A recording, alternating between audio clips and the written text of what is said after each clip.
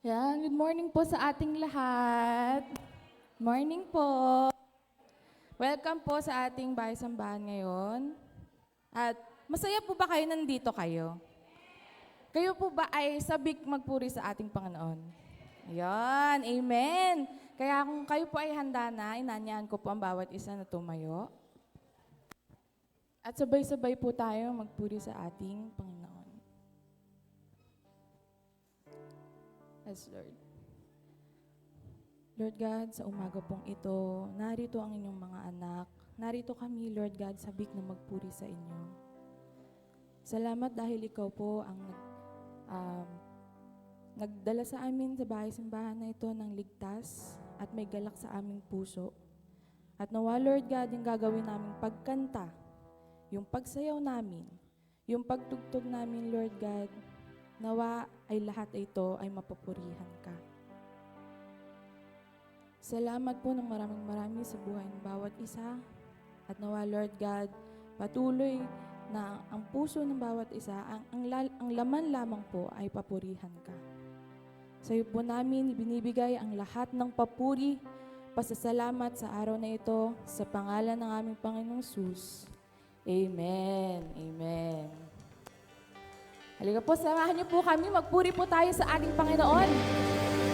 Amen. Huwag po tayong mahiyang pumalakpak at itaas ang ating mga kamay.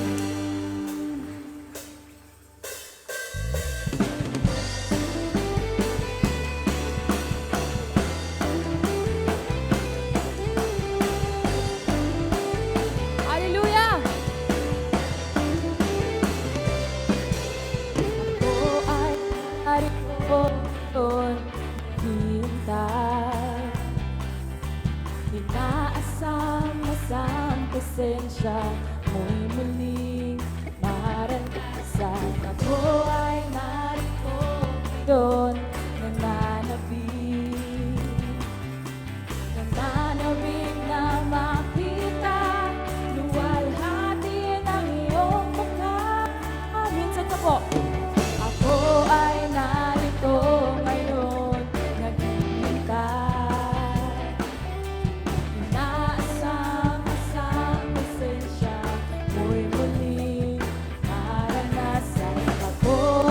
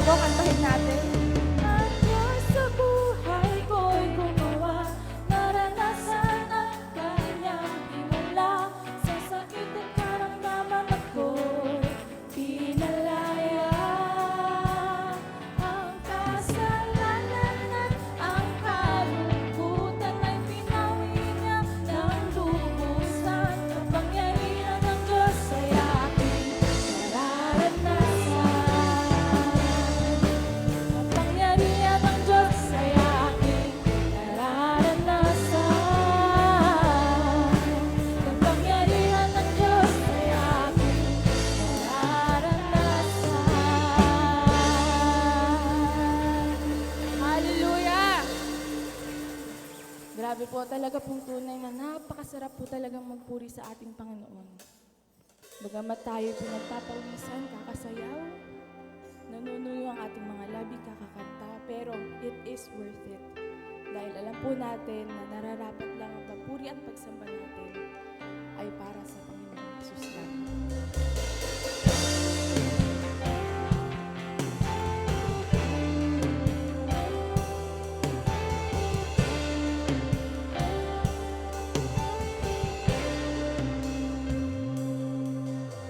Salamat sa dakila mong pag-ibig. Salamat sa pagyakap mo, Ama.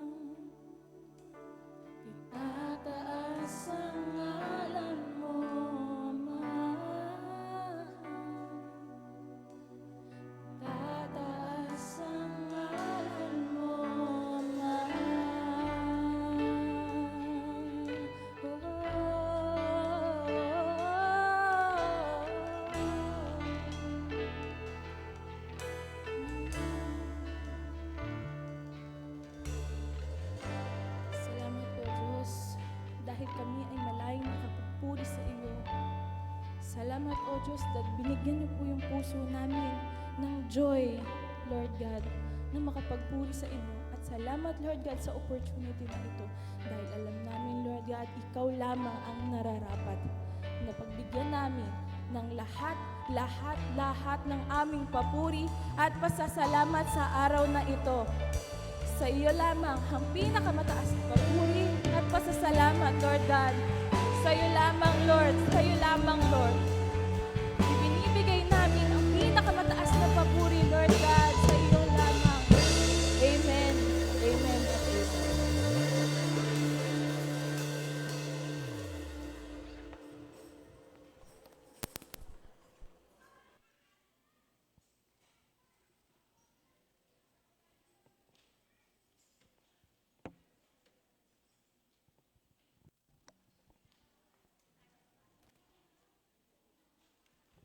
Magandang umaga po mga kapatid. Maganda ho ba umaga nyo? O para ding yung panahon makulimlim?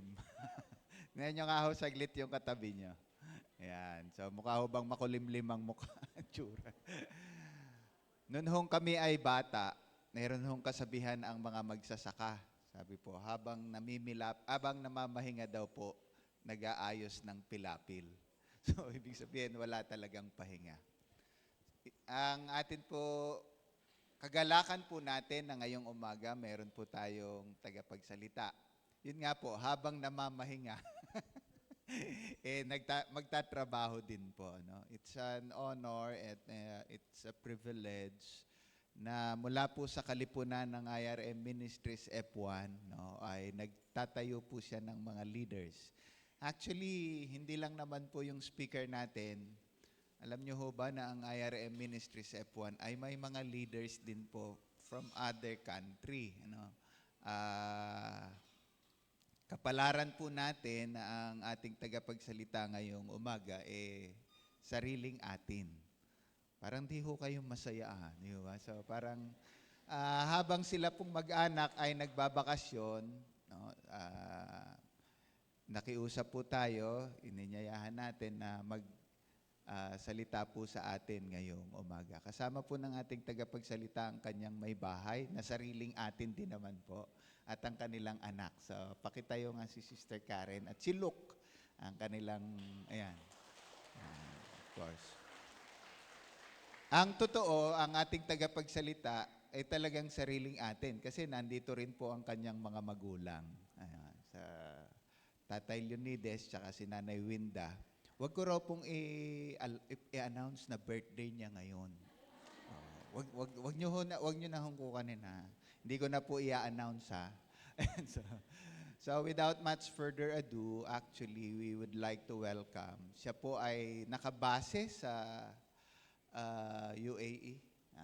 At formerly siya po yung chairman doon, pero ngayon mas na-promote na. Siya na po ang ministry assistant sa isa sa mga congregation natin po doon. At natutuwa po ako sa kapatid nating ito sapagkat from country to country, he traveled a lot. Siya na po ang magkwento ng ilang mga detalye. So let us welcome M.A. Luis Alota for the Word of God this morning.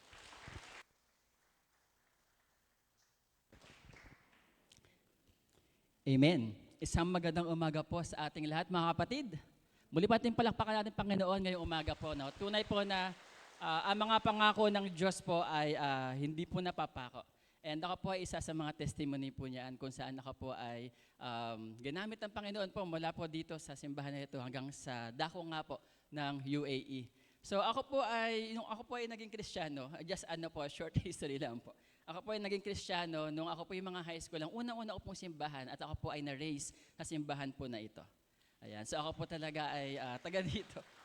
Ayan. So kilala ko po yung ilan po sa atin. At marami na nga pong bago. Purihin po ang Panginoon ngayong umaga po na sa atin po lahat. Alright, sige po. No? So ako po ay ang inyong kapatid na si Luis. Ako po ay kasalukuyan pong nakatira po sa UAE.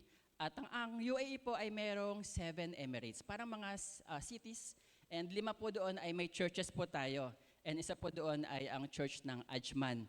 Ako po ay naatasan or biniyayaan na maging MA sa church ng Ajman. Siguro po, without further ado, let's dig into the word of the Lord this morning. Tayo po ba ay ready na makinig sa salita ng Panginoon? Amen po. Sige po. Alright, so for the past 2 weeks, no, isa po sa mga nag-strike po sa akin sa mga turo po ng ating Pastor Rod at ng ating MA Will France ay about obedience. So I would like to give emphasis about sa obedience o pagsunod po sa ating Panginoon. Right? Ayan, sige po. Oops. Alright, so simulan po natin sa the centrality of Christ. If you will recall, ano po yung ating first week, tama po ba? And then one of the truth about obedience there is that a Christ-centered life is more than a profession of faith. Higit lang po siya sa pagsasabi na ako ay Kristiyano or ako po si Kristo ang nabubuhay sa akin. It's more about a life of faithful obedience. Hindi po ba sa Philippians? Nabanggit po ito. At sa second week naman po, sa message po ng ating MA Will France, it's about the faith check. So have we checked ourselves about our faith sa ating Panginoon? It's not just about the confirmation of assurance of salvation, it's about a growing relationship. Ano po? And a consistent or yung stable, yung consistent po na pagsunod. So this morning po, we will give more emphasis about obedience, right? But before that, I would like us to look into this month of July.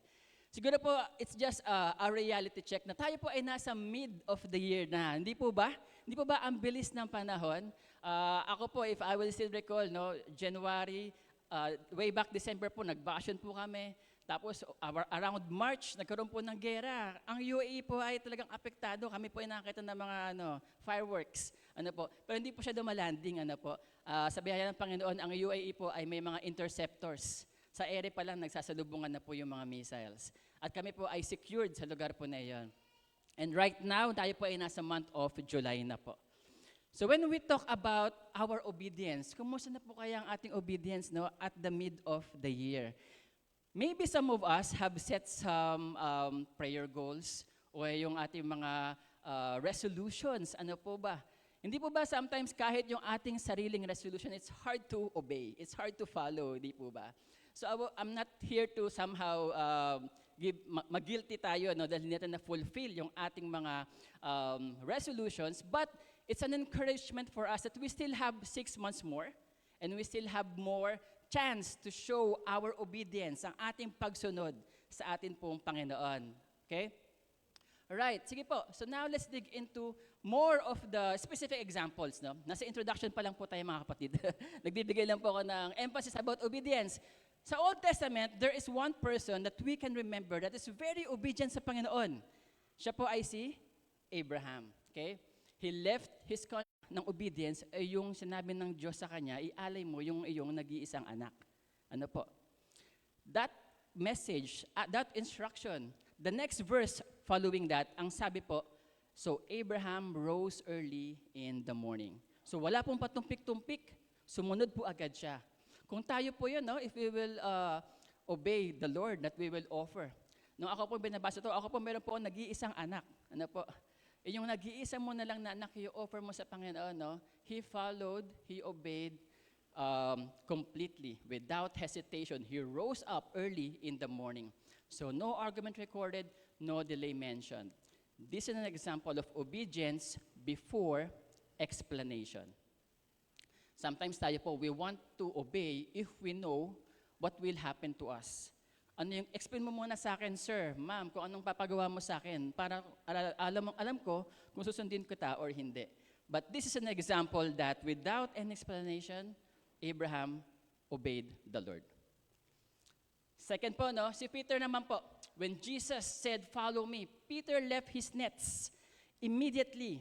Sa panahon po nila, yung pangingisda, saan po yung niya po, yung boat niya, treasure niya na po yun na po yung kanyang kabuhayan. But immediately, he left that also. Later, nung nag-deny po siya, hindi po ba dineny niya si Peter ng 4 times? Tama po ba? 4 times po ba niya dineny? 3 times. Sinagising ka lang po kayo. Alright?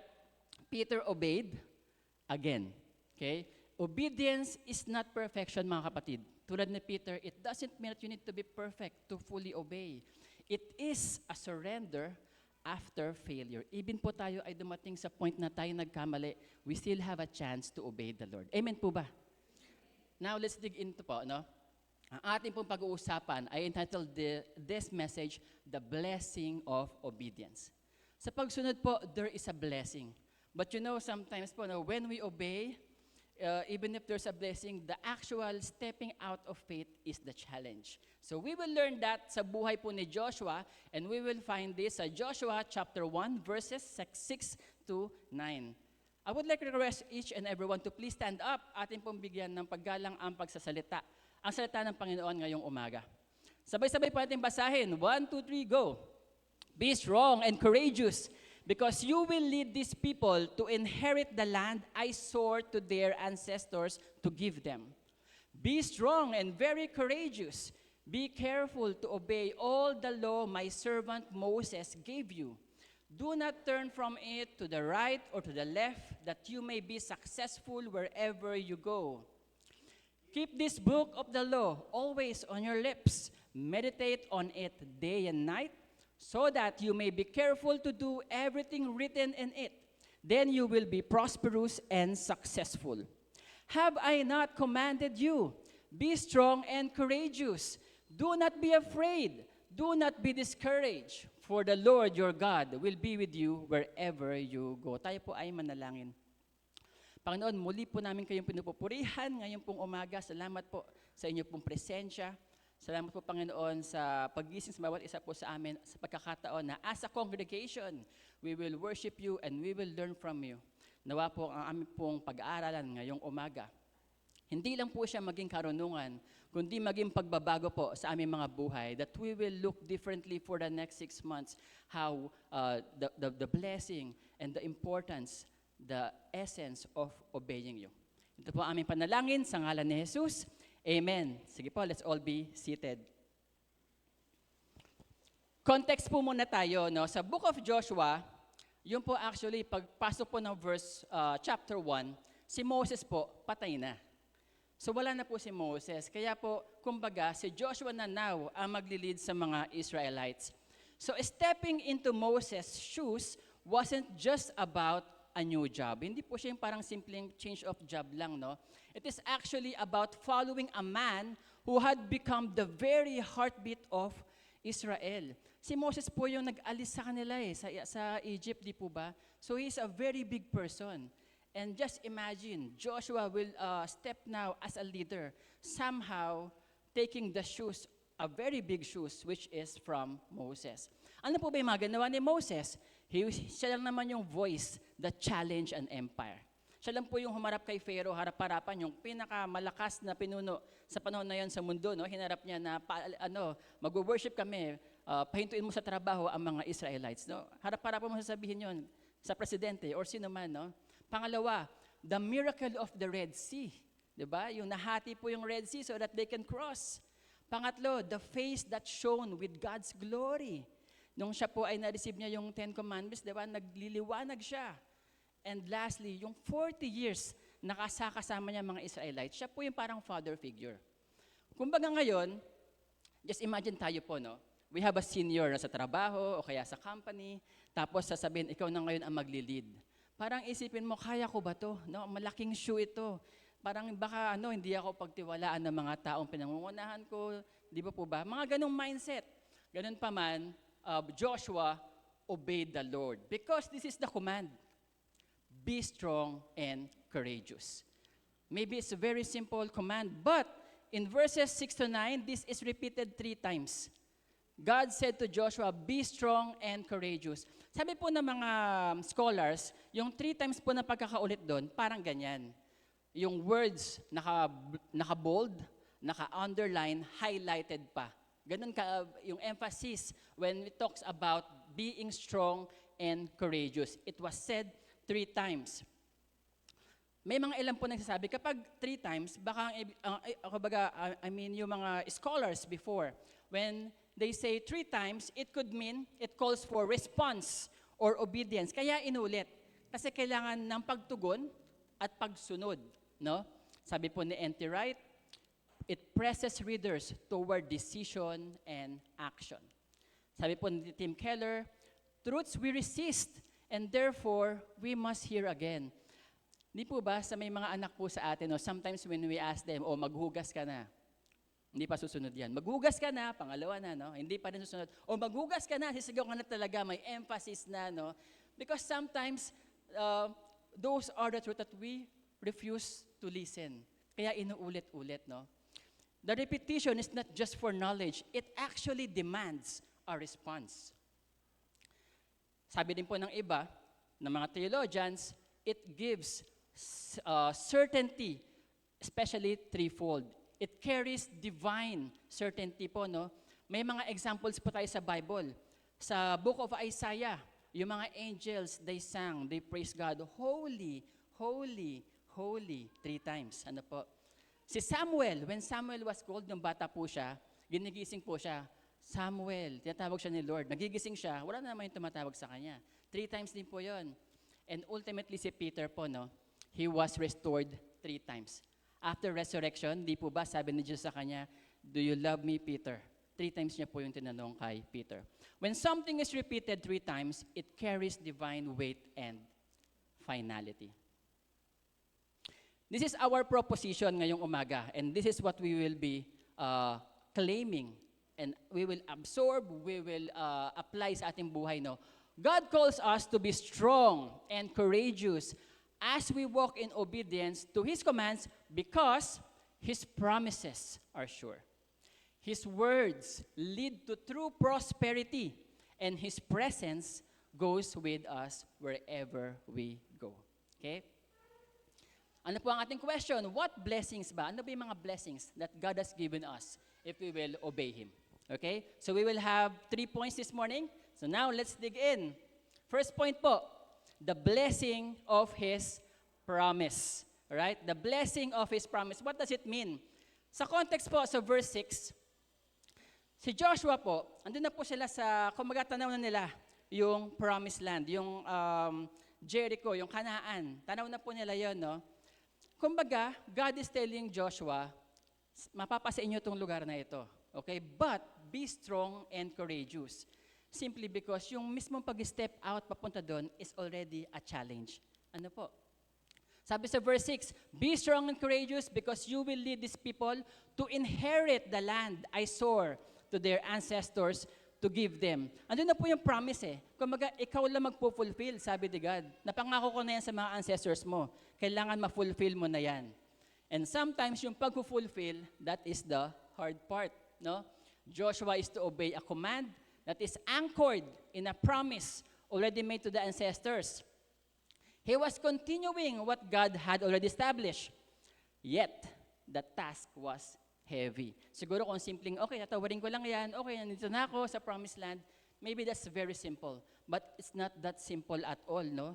They need to cross the river. They need to fight people inside. That's the challenge. That is why God is telling him, be strong and courageous. Mga kapatid, no, the victory is already secured by God sa ating mga buhay. Okay? The victory, whatever challenges we are undergoing, is already secured by God. But we are called to step out. We are called to obey Him. We are called to follow Him in obedience to experience that victory. Okay? May mga challenges po tayo, no? For this year, for the past week. Ganun pa man mga kapatid, God is already telling you and telling me, He already secured our future. We just need to walk into it. We just need to follow Him. Amen po ba mga kapatid? Sabi po ni Hudson Taylor, no, God's work done in God's way will never lack God's supply. When God is asked us to do something, He will sustain us. He will supply our needs. Okay po. Basahin ko lang po ito mabilis. 3 truths that we can learn from this first point. Hindi po nagbabago ang pangako ng Diyos kahapon, ngayon, at magpakailanman. Hindi po ba napakagandang katotohanan po yan? Tinutupad ng Diyos ang kanyang sinimulan kahit pa ito ay mangailangan ng panahon. Maybe we are waiting for an answered prayer and it's been several years na, no? But God is telling us and reminding us again this morning, He will fulfill His promise. It might take some time, but just wait, let's be patient. Ang tungkulin natin ay hindi siguraduhin ang resulta, kundi magtiwala sa kanyang salita. It's not our job to ensure that we will really win at the end of the fight, no? God will secure the victory for us. Our responsibility is to trust Him, trust His commands. Maybe yung command niya sa atin is maybe hindi malinaw, ano po? But if He is the one who commanded that, then let's just put our trust in Him. Amen po ba, mga kapatid? The question for this first point, no, am I trusting God's promise to me? Or doubting because of the weight of the situation? Let's answer this in our own selves. Yung mga ating po mga challenges sa buhay, mga kapatid, are we really putting our trust to the Lord? Or tayo po ay natabunan na sa laki, sa bigat ng problema, nakalimutan na natin na mas malaki ang Diyos at pinangako niya na that He will secure our future. I would like us to declare and pray for this na para magising po tayo this morning. No? Let's read this. 1, 2, 3, go! Ama, pinanghahawakan ko ang iyong mga pangako. Pinipili kong lumakad sa pagsunod sa iyong mga utos sapagkat ang iyong salita ay hindi nagbabago, hindi nabibigo at tiyak na matutupad sa aking buhay. Amen. Now, second point po tayo, no? Una, the blessing of the promise, no? Second point po, there is a blessing of prosperity, no? Sometimes it is what we want, yung yaman or prosperity. But God is saying differently when we talk about prosperity. Let's muna focus sa verses 7. Sabi dito, no, be strong and very courageous. Ito na po yung second time, no? Be careful to obey the law my servant Moses gave you. Do not turn from it right to the left, that you may be successful wherever you go. Okay? Now, we need to understand these verses very clearly in the truth na may promise sa pagsunod, pero may caveat po dito, no? Ano po yung requirement? We need to obey the law. Alright? Nasa dependency natin sa pagbabasa or pamumuhay sa Bible ang ating tagumpay. Hindi po siya by our own selves, no? God repeats the command, but now it connects it to obedience to His word. Pagsunod sa kanyang utos, sa kanyang mga katuruan. Joshua's success and prosperity, yung kanyang tagumpay, is dependent sa kanyang relationship sa God's word, no? When we talk into when we reflect into this, we will understand success na walang God's word is not a success sa mata ng Panginoon. Amen. May dependency po sa God's word, right? Sa verse 8 po, mas binigyan pa ng emphasis yon. Ang sabi, keep this book of the law always on your lips, meditate on it day and night, so that you may be careful to do everything written in it. Then, you will be prosperous. You will be successful. Okay? Again, we will be prosperous and successful kung tayo ay nagkikip ng book of the law. Ano po? Kumusta po ba ang ating Bible reading, no? Kumusta po ba ang ating meditation sa God's word? Ano po, no? That is that's the requirement for us to receive this promise, no? When we talk about prosperity, hindi po siya yung yaman as in wealth, no, yung treasures. Ito po yung tutukoy na biblical prosperity po dito. Living aligned with God's will. Kung tayo po ay nabubuhay, no, under the will of God, or tayo po ay fully babad sa salita ng Panginoon, ang ating buhay ay nagiging aligned, no, sa direction ng Panginoon. And as our lives are aligned sa direction ng Panginoon, then we will be reaching that goal of being prosperous, being successful, matagumpay sa mata ng Panginoon. Pangalawa po, when we talk about prosperity, it talks about spiritual fruit. Yung talaga pong lumalabas na sa atin, yung mga spiritual fruit, no, na makikita sa Galatians 5:22-23. Ano po ba yun, no? Love, peace, patience, no, kindness, goodness, gentleness, faithfulness, and self-control. Ano po? Kumusta na po kaya ang ating mga spiritual fruit? Baka po kaya pag umu-order tayo sa, ano po ba dito, Food Panda, no, or Grab, Ang tagal dumating, pagdating ng delivery guy, ba't ngayon ka lang? No? Nagagalit ka pa. Nawala na yung patience mo, nawala pa yung self-control mo. No? Sobrang gigil mo at nagwala ka na dun sa tagal ng delivery natin. Ano po? Walking in God's favor and purpose.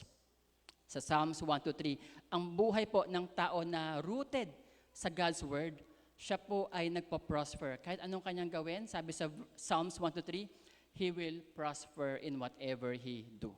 Tayo po ba, do we desire to prosper in our lives, mga kapatid? Amen po, no? So that's what we need to do is just to really be founded, rooted in God's Word. Amen? All right, no?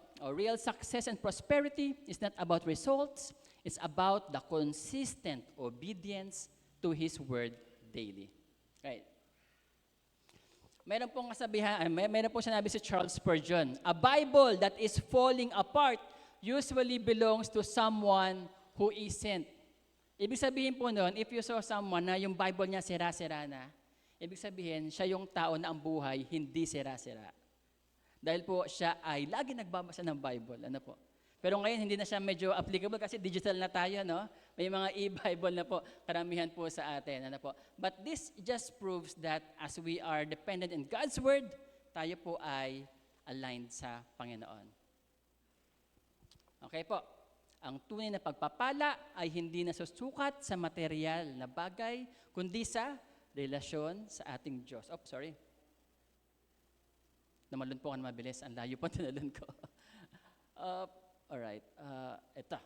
Kung ano ang laman ng salita, iyon ang dapat lumalabas sa buhay natin. Ano po?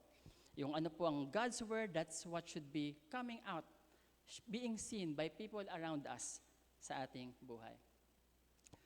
Let's ask ourselves, am I consistently meditating on God's Word or only turning to it when I need something?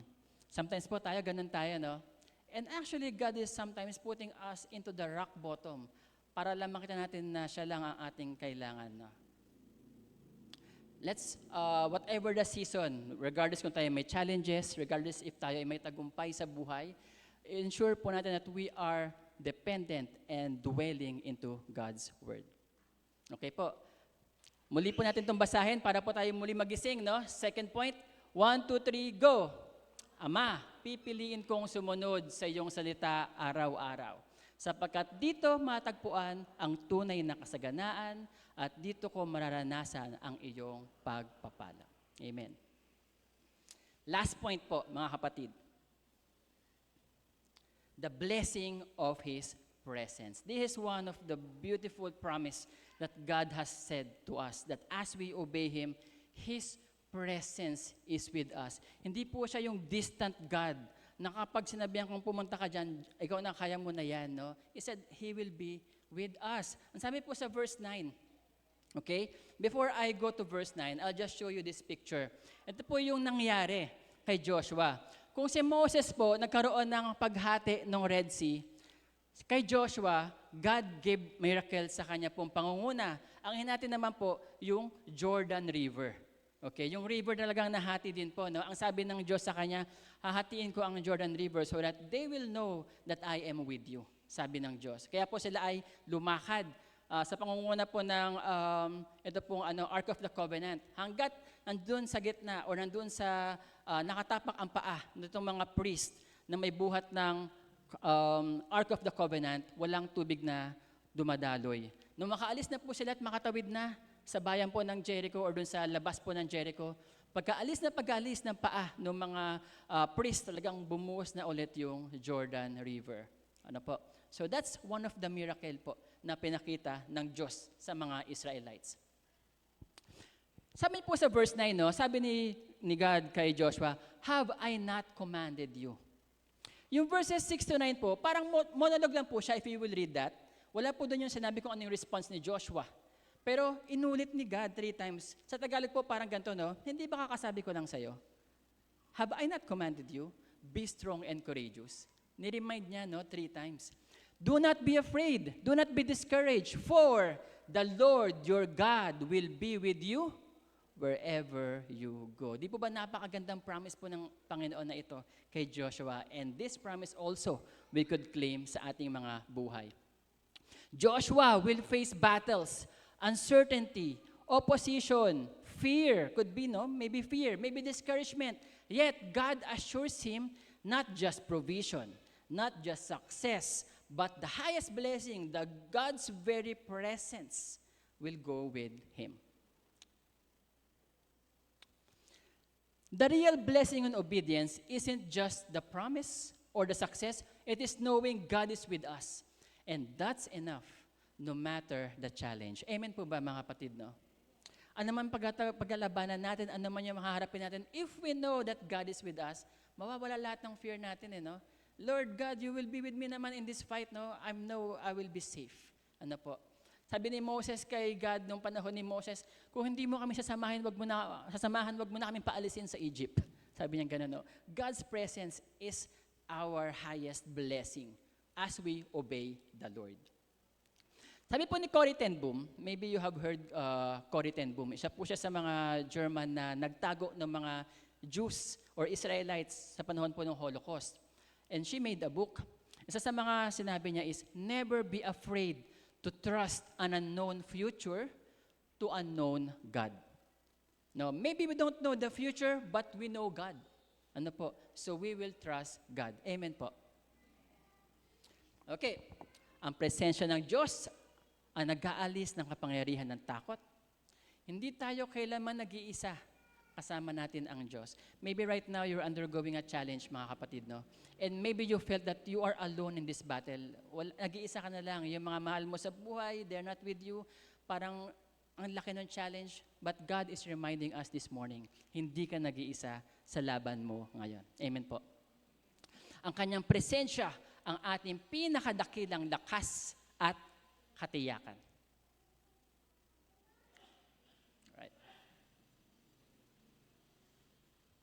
Am I more aware of problems or the God's presence? Sometimes, no, we can answer this on ourselves because sometimes, sa laki ng problema, hindi natin nakikita yung presence ng Panginoon. So God is telling us, let's be sensitive and let's be aware of His presence instead of the problem. Ano po? Ito na po yung last na request kong ating prayer declaration. Okay? 1, 2, 3, go. Ama, dahil kasama kita, hindi ako matatakot. May lakas at tapang ako sapagkat ikaw ang gabay at proteksyon saan man ako pumaroon. Amen? Now, let's go to the conclusion, mga kapatid. No? 3 points that we have learned this morning. There is blessing in obedience. First, the blessing of His promise. Stepping out, yung pagsunod to claim God's promise. No? We just need to step out. Pangalawa po, the blessing of His prosperity. Yung success, true or dependent sa God's word. And lastly, the blessing of His presence. As we obey Him, His presence is with us. He will strengthen us. Amen po. Mga kapatid, no, if there's one person in the Bible that you have in mind that shown a perfect obedience, sino po kaya ito? Si Jesus po, hindi po ba? Si Jesus po yung tao na He's shown perfectly yung obedience. Ano po? Despite of the challenge, from the very nature niya, from being God, siya po ay nagkatawang tao sa pagsunod sa Diyos Ama. Pinulfill niya po yung challenge, no, to face the weight of the crucifixion, the weight of our sins, so that we will now experience salvation sa ating po mga buhay ngayon. Short trivia lang po mga kapatid, no? Alam niyo po ba? Ang bilis. Sige, okay, diretso na po, no? Yung Joshua po is a Hebrew word, means the Lord saves. Yung Jesus is a Greek word of Joshua. So parang synonym or same name sila. Joshua is Hebrew, Jesus is Greek. Ano po?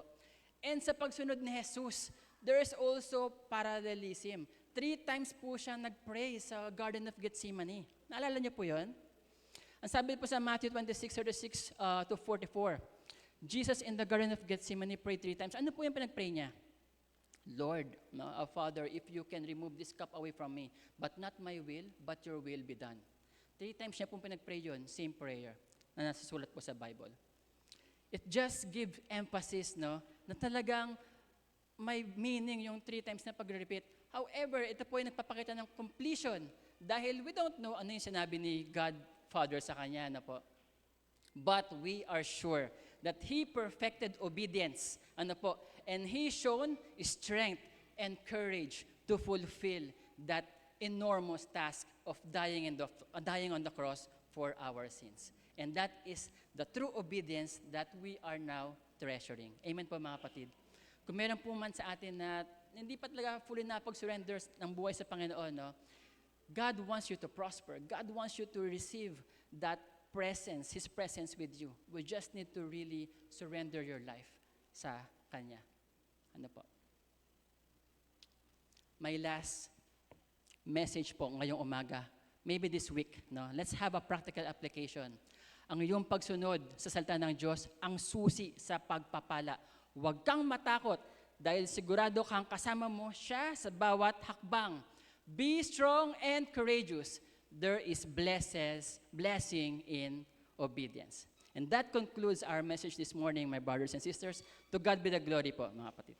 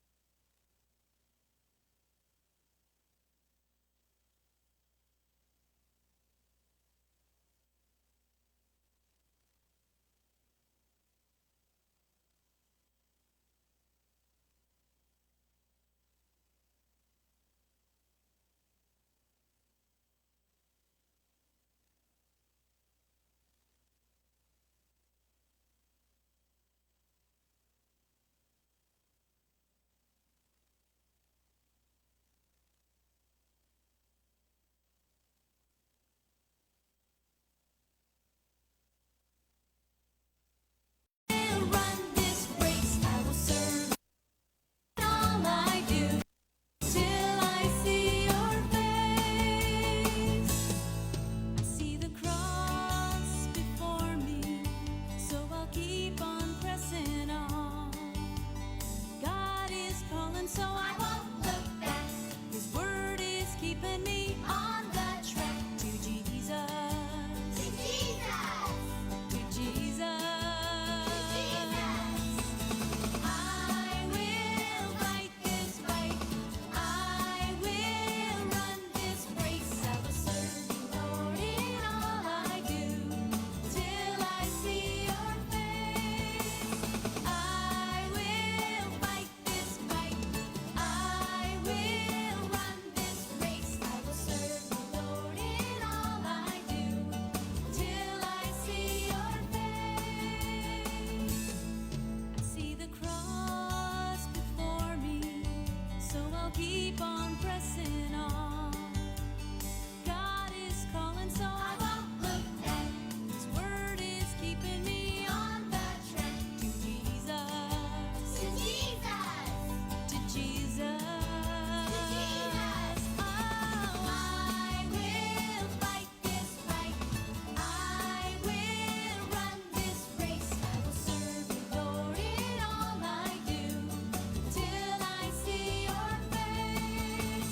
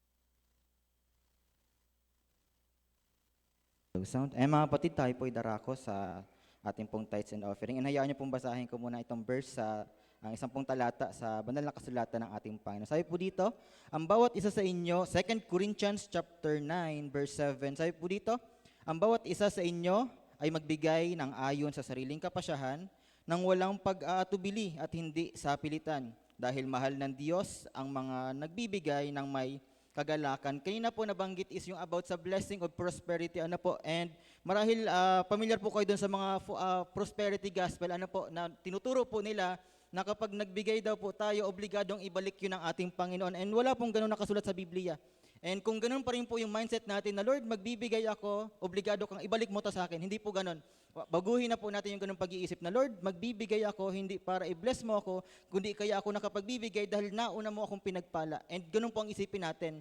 And kaya ngayon po sa umaga pong ito sa ating pong pagkakaloob, nawa lagi po nating isipin na, Lord, salamat dahil isang linggo pinagpala mo ako and ngayon ibabalik ko po ito sa inyo nang hindi napipilitan kundi merong pusong nagpapasalamat. Tayo po muna ay manalangin.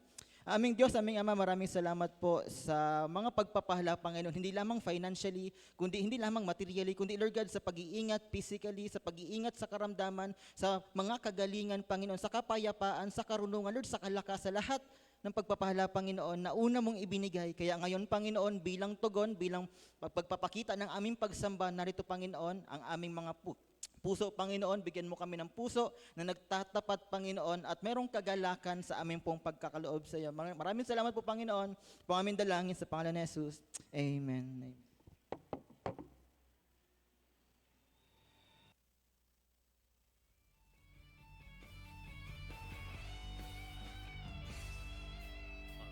Redeemer and Master is calling. Will speak to the world His mercy and grace. Good news of redemption, be known to everyone. The Redeemer and Master is calling the church to reach out those who are lost. The cross of the Savior and His resurrection, the hope of everyone, the church will declare. We will go to the nations, reaching the people, making disciples, making Jesus the center of their lives.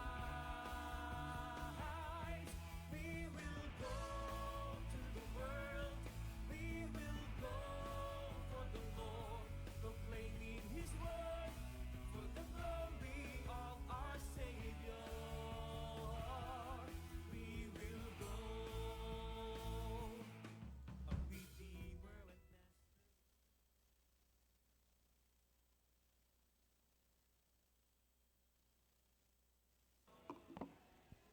Tuloy po tayo sa diwa po ng pagsamba. Inaanyahan po ang lahat para sa ating pong panalangin pastoral. Nasa panahon po tayo ng patuloy na pagbibigay ng pagpapasalamat sa Panginoon for how God bless us. Katulad po ng binanggit kanina ni M.A., tayo po ay sinamahan, pinagpala ng Panginoon sa loob ng isang linggo. And alam ko po, beyond words, napakarami po nating mga pagpapala na naranasan. Ito rin din po ang panahon para tayo po sa atin po mga specific na kahilingan sa panalangin, sa atin po mga iba't ibang sitwasyon na atin pong pinagdadaanan. Ang atin pong Panginoon ay may pangako sa atin, "Come to me, all you who are weary and heavy laden, and I will give you rest." Let us pray. Father in heaven, we give you thanks sa umaga pong ito.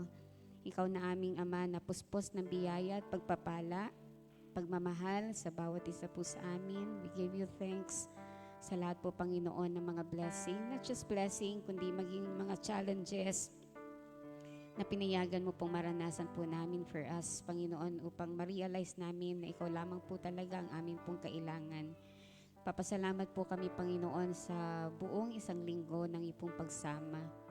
Papasalamat po kami, hindi mo po kami iniwan, hindi mo po kami pinabayaan. Pinatunayan mo po at finulfill mo po ang iyong mga promises sa bawat isa po sa amin. We even thank you, Lord, sa mga answered prayers. Salamat, Panginoon, totoo ang iyong mga pangako sa iyong mga salita. Ano man po ang aming hilingin sa panalangin, nang may pananampalataya. ito po iyo pong gagawin sa aming mga buhay. Marami pong salamat sa mga sakit na iyo pong pinagaling. Papasalamat din po namin ng kakayahan na palagi naming magawa at sundin ang iyong kalooban. Nagpapasalamat namin, binibigyan mo po kami ng pagtatagumpay bawat araw upang patuloy na paglabanan ang kasalanan sa aming mga buhay, forgiving us victory every day, Lord.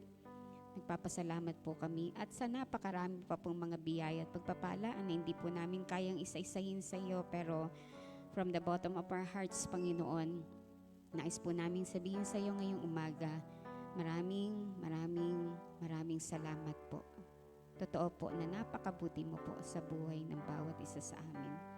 Sa umaga din pong ito, kami po ay sama-samang nagpapasalamat, Panginoon, sa iyo. Kayo may nakikiisa po, nakikigalak sa aming pong mga kapatid na pinasapit mo po sa kaarawan ng kanilang buhay.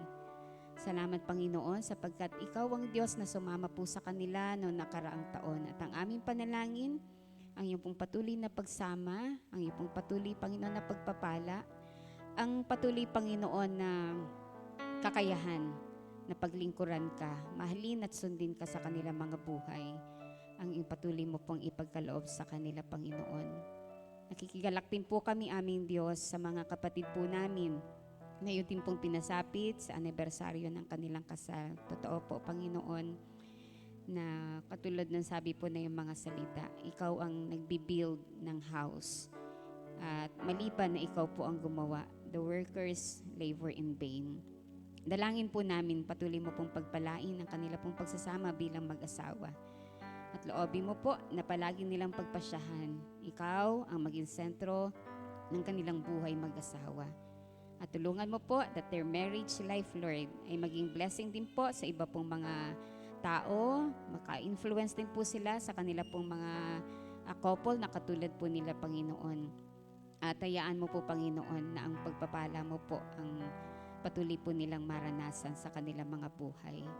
Sa oras din pong ito, Lord, nakikita mo din po ang sitwasyon ng iyong pong mga anak. Katulad po ng sinabi ko po kanina, ikaw po na aming Panginoon, na nakakaalam ng aming sitwasyon, ang nag-i-invite sa amin na lumapit kami sa iyo. Kaming lahat na nabibigatan luba.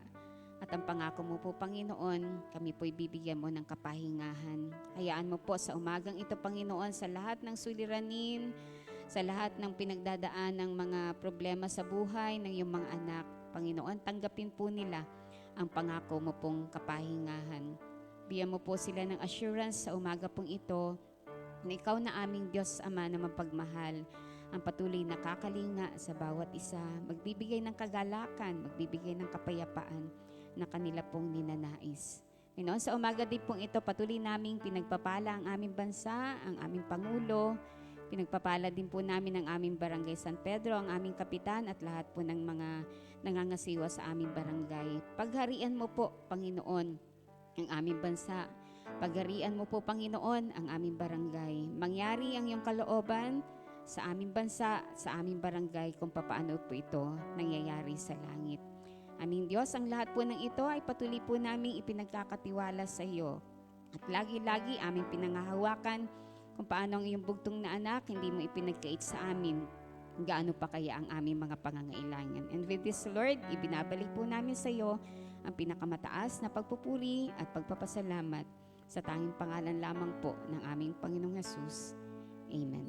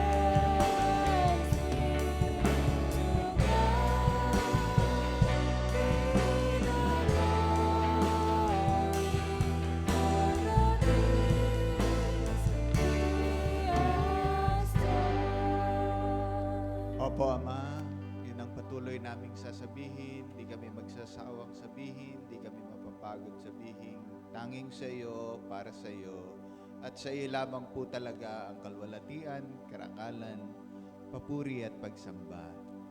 Patuloy rin po naming ipinagpapasalamat ang pagkakataong tinipon mo po kami para sama-samang magdiwang. Pansamantala po kaming maghihiwa-hiwalay, magtatapos po kami upang harapin ang mga dapat naming gampanin. Pwede po bang ipakiusap sa iyo? I-dismiss mo kami ng iyong basbas at pagpapala. Kami na naririto sa bulwagan, sila nakaisa at kasama po namin online sa pagtataas po ng kamay ng iyong anak. Mga kapatid, pagpalain pa kayo ng Panginoon at ingatan. Paliwanagin pa ng Panginoon ang kanyang mukha sa inyo at mahabag pa sa inyo. Ilingap pa ng Panginoon ang kanyang mukha sa inyo at bigyan kayo ng lalo pang kalakasan, kalusugan, kasaganaan, pagtatagumpay ngayon at sarapin ang inyong buhay kasama ng inyong mga mahal sa buhay hanggang sa tayo ay tawagin niya sa kanyang kalwalatian. Sa pangalan ng Ama, ng Anak at ng Espiritu Santo, tayo pong lahat ay sama-samang magsabi ng Amen at Amen. Maganda umaga po, pagpalain po kayo ng Panginoon, upo lang po kayo saglit.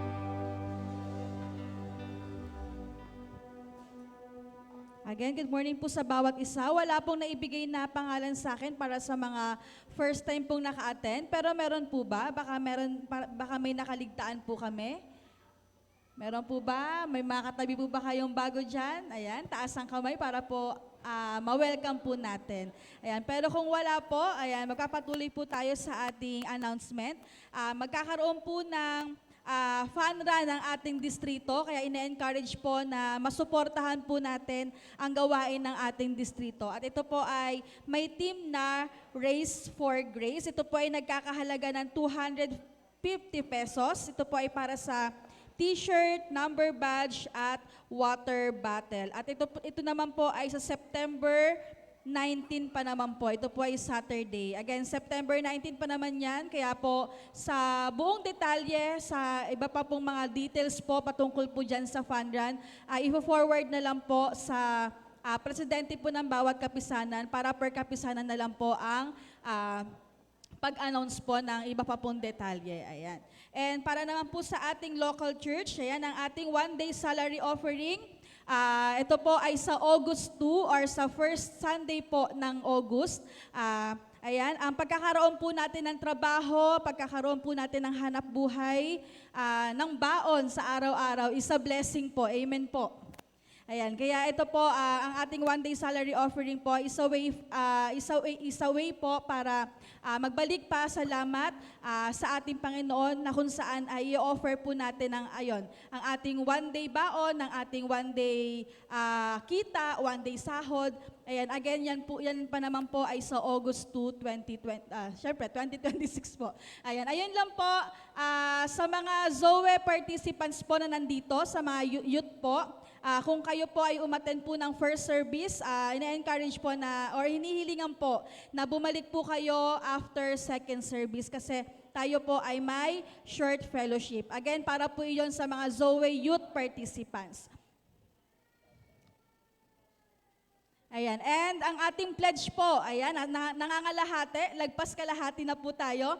Ayan, ang ating pledge po ay may mga islat pa po doon.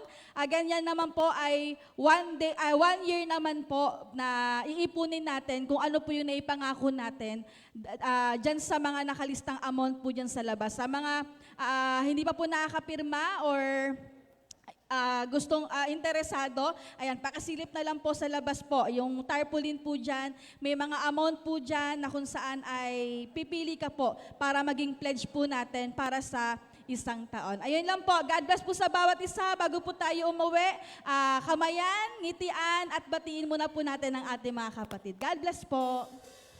And God bless po sa ating lahat. Salamat po sa inyong pagpunta sa ating Sunday service. Huwag pong kalimutan po na kamayan po natin yung mga kakalala natin. Kamustahin po.